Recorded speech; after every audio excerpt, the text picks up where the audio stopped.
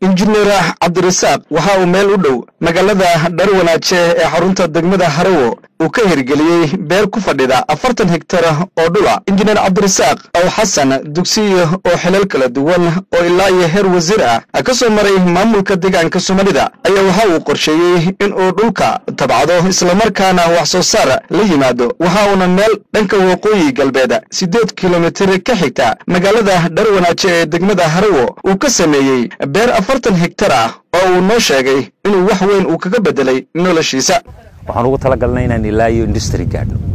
warshadii caanaha warshadii tamaandhada warshadii biyaha beertan aad arkayso waxay ka kooban tahay ilaa iyo 40 hektar 40 hektar waxa ku dhex yaala 3 ceel oo riiga iyo 4 ceel oo ceel gacmeeda taasoo aanu ka wada isticmaalno hal ijin waxaan isticmaalnaa ijina waaweyn oo hal mar wada siiya leeyahay intaasoo ceel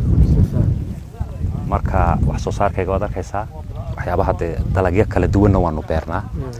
waxa kale oo hiigsiga noogu jiray inuu hadda aan rabnay inaan qorshaha dambe aan bilowno naaxinta xoolaha iyadoo noogu jirta dalagyada aan beerno haddaan ku kala qado waxa weyn tamaandha la beeraa basal kaabash baytraaf kaarot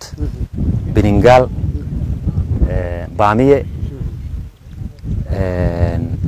waxaan ku dhahdaayo kale kamsar intaasoo shayba iyo galley intaasba waan beernaa. injineer Cabdirasaaq waxa uu sidoo kale sheegay in shaqada ugu wanaagsan ee la qabtay ay tahay dhanka wax soo saarka beeraha isla markaana shaqo iyo mushaar dawladda laga sugaa insa noloshaada ay wax weyn in ka bedelin sida awgeedna uu ku dhiiraday inuu si iskii ah u tabcado beeraha isagoona ka faa'iideysanaya kheyraadka dihin ee deegaanka uu leeyahay. injineer bal ka waran xaaladii hore ee markaasi magaalka aad markaad shaqtay ugu noolad iyo hadda beertan hawadii jawigii beertaada wax dhan marka soo caafimaad ahaan xitaa horta noloshu wax la samaysan karo dad badan waxaad aragtaa inay dibadaha u yaacayaan inay magaalo ku soo ordayaan inay xafiis la wada noqonayo noloshu marka qofku meel kasta waa laga diyaarin karaa opportunity-ga yaala dhulkuna waa wax aad u weyn saad arkayso magaalaan ka soo guuray halkan aan degana wax magaalo igaga dhimanna ma jiraan. waxaan ku suganahay gudaha guriga injineer Cabdirasaaq oo ah ninka beerta aad soo daawanayseen iska leh de goobtani sidaad u jeedaan de wax ka maqan ma jiro nolosha adduunyada higsiga qorshaha marka kaga yeelo dhanka beeraha ina warshadihii wixii aad soo dulmay warshada gaadhno waan ku tala jirnaa hadii la yiraahdo waayo waxaan qorsheynaynaa in intaan beeralayda isku tiro waxa nagu dhacay mararka qaar inta tamaandhadu bislaato de suuq baad weeyday si fiican inkastoo ma sha Allah aan maqlay shiniile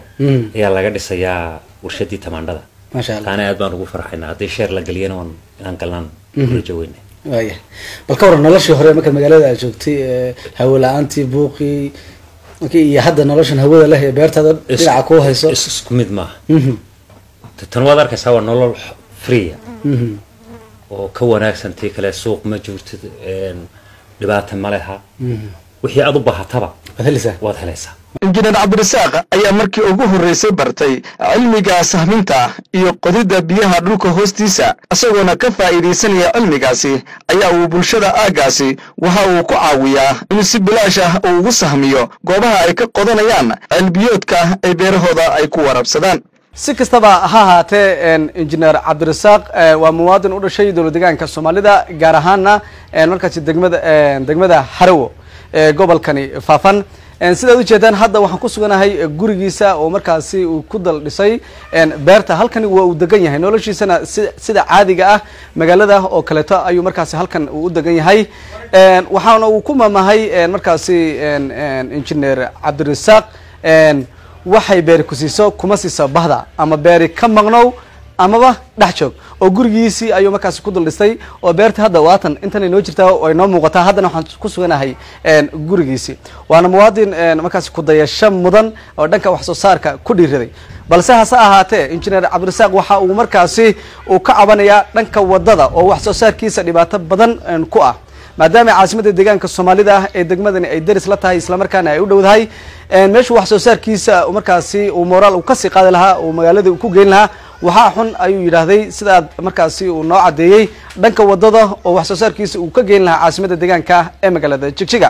waxaana xukuumadda uu baaq ugu diray in markaasi wadadaasi la hagaajiyo si markaasi bulsho kaleeto oo aad u tiro badan ay ugu dhiiradaan iyo asagaba wax soo saar hor leh oo markaasi bulshada deegaankaba anfacda Lumaan Cadde Axmed SRTV dusha dixda Harawo